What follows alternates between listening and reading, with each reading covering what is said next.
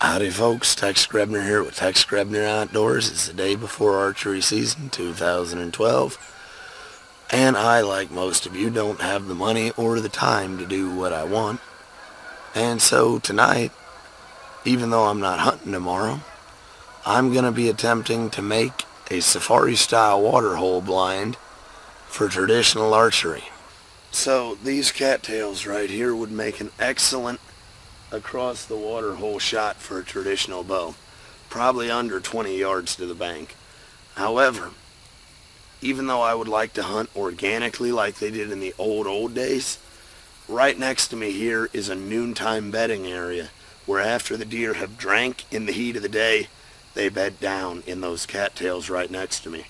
So I'm going to try not to leave too much scent right here, and I brought some artificial cattails, well, woven cattail mats, and I'm going to take them in those trees over there and see if I can't build a safari blind over there.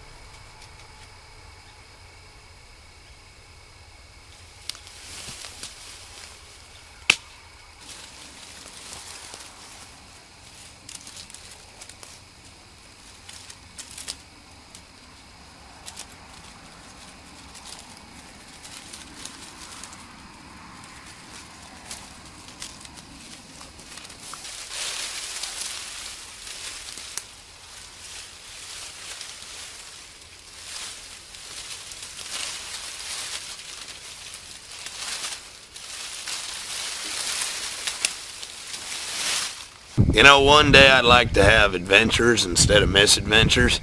Anyways, I got the cattail blind between the trees strung up and it looks pretty good. Finished it by moonlight, to tell you the truth. However, I hope this picture will do it justice until I get back out here to actually hunt it and film from it.